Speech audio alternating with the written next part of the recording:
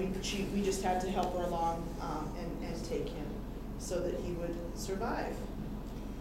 Now he is starting to teeth, so if he comes up to you, you are welcome to pat him, please do. We don't let him put your fingers in his mouth, which he sometimes seems to like the taste of hand sanitizer, so he will occasionally do that. So definitely don't let him put your fingers in his mouth. He is starting to cut his teeth, so it will hurt. Is that why you're able to do this with him? Because he isn't nursing with his mother and you're doing it yourself? Is that what you said? That's correct. If he was with his mother, we couldn't keep taking him away and giving him back. That would probably, I assume that would make her reject him eventually if we kept doing that. She wasn't able to, so we were taking him. Now, because he's going to a zoo, a smaller zoo where there are going to be a lot of people around him, we would have pulled him from his mom at around 10 days of age anyways, because he needs to be used to people. By being used to people, understanding that people are where the food comes from, he understands what toys are, he understands routines in zoos. He will have a much easier life when he's sent to another zoo, because he'll be already comfortable with what people do in zoos. So he would have been hand-reared for most of his life anyways. If we knew that a cub was going to go to a facility where there wouldn't be as much human intervention type thing, then we might let the mother raise it. But our philosophy is we want to make life as comfortable as we can for the cub. And so by hand-rearing it and making him comfortable with people through programs like these and everything else, he's going to have a much better quality of life than he would otherwise. What zoo is he going to? We don't know yet. We're not the ones that dictate where he goes. The person who, our lions are on loan from another person. He's the one who will tell us where he's going. But he's a consummate professional who really knows cats. And we know that he'll go to a place that not only has the best facilities possible for him, but also have the skills to take care of him. He really has some anger issues with that lion. Has he been named? We haven't named him yet. He has a couple of working names. Some of us call him Cubby, or just the Cub. A couple people are calling him Bubba. I kind of like Bubba as a name. Some couple other people call him Jethro. We actually got a very sweet letter from a small child today saying that we should name him Osiris because his father is Ramses. Oh, that's very nice. He will take off with your pocketbook. He's a bit of a caked up. So he doesn't answer to any of them, but like I said, he is teething, so he tends to grab straps and coats and things. The other day, he was very excited about somebody's camera that had a nice big wide strap and tried to make off with it. Oh. He's also getting old enough to know his own mind and where he wants to go. And apparently you're me. How much time does he spend with his mom? He doesn't spend any time with his mom now. We had to take him. Now we couldn't return him. She wouldn't even recognize him as hers.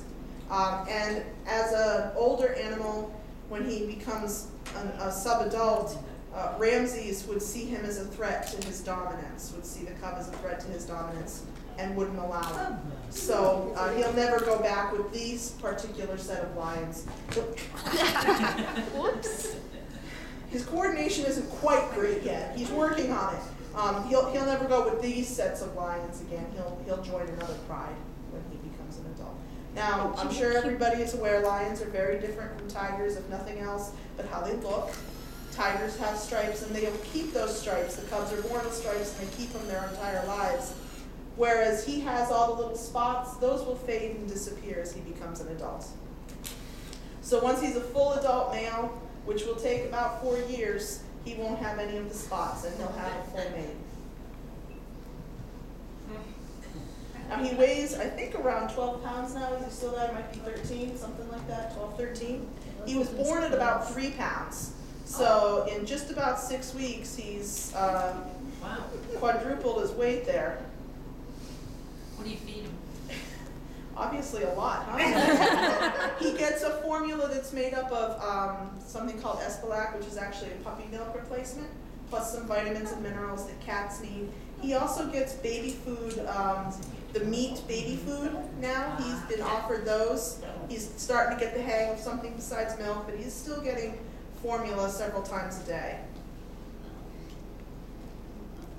And he takes it down really, really fast. That's beautiful. He is a sweetie, isn't he? Absolutely beautiful. Yeah, he's a really nice temperament too.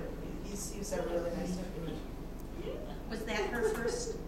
I'm sorry. Yeah, that was her first litters, and it's fairly common that the milk doesn't fill in a first time birth. So the next time she has cubs, she'll probably not have. Well, we hope she would not have any problem at all. Yeah. But she did everything right. It just was something her body didn't do. So Does that normally happen in captivity? I think both. Yes, happens in both places. Yeah. How does she react to not having her offspring around it? They kind of have a built-in mechanism to move on pretty quick because so many cubs, there is such a high mortality rate. In the wild, yeah. Yes, so they kind of have it built in to move on pretty quick. In fact, they come into heat again within like a week or two of losing cubs. Oh, really? So it's kind of, unlike say a gorilla or the primates that have a very distinct mourning period, they have that built-in move on pretty quick mechanism. Like the whales. Yeah, they have to. If they don't, then they wouldn't survive. They wouldn't be able to produce enough cubs. Yeah, because in the wild, so they're usually with their mothers for like 2 years. Yeah, and Yeah. the females stay with their natal pride their entire lives, That's correct? Yeah. Or most of them do. The males would leave at, I believe, about 18 Early, months to yeah. 2 years of age to go off on their own. Get used to the weed. We would that. Yeah. Now is she house here or does someone take her home at night? He does. He still goes home with keepers overnight. He rotates through several people who've been trained to deal with him. He's with each person about 2, maybe 3 nights, and then he's rotated to the next person. Where does he sleep with them at night? He has a playpen, which he can get out of, we discovered this week. I didn't discover it, actually Rob discovered it this week, and so built a top for the playpen so that he can't get out, say, in the middle of the night and just wander around the house, which could be dangerous for him. Because I'd be tempted to keep him in bed with me. Not so much. I mean, I think everybody would be. I know you would be. Well, he's not litter box trained, so he kind of goes where he wants to go. Bed is not the best choice for that kind of activity, I suppose. Yeah. Now, how about that she only had one? She actually had 3. The other 2 did not survive. One of them was born premature. Her lungs were not fully formed, so we sure tried, but we just couldn't pull her through. The other one, because the mother wasn't producing milk, we have no way of checking that. Unfortunately, we weren't able to save her either. We tried, and we just weren't able to. So we still have him. And as I said, Nyala sure did everything right. She was a great mom. In the wild, lionesses all have their cubs within a few days or weeks of each other, so they all will take care of all of each other's cubs. And Nyala's sister Kayla came in and tried to do what a lioness would do in the wild by nursing, but she didn't have milk either. So, like I said, they really were doing everything right. They really were. They were, which is wonderful to know that when Nyala has cubs again, that she'll know what to do. How about her sister? Will her sister get pregnant?